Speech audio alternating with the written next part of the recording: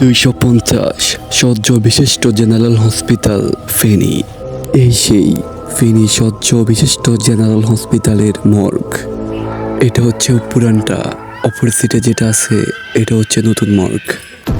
পুরান যেটা আছে এটাতে এখন পোস্টমর্টম করা হয় না, এটাতে কবুতর ফালে।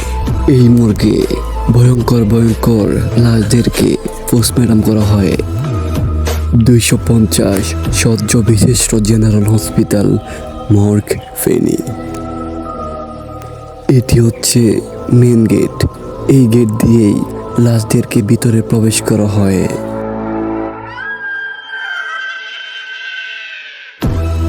প্রশাসনিক ভবন 250 শয্য জেনারেল হসপিটাল ফেনী।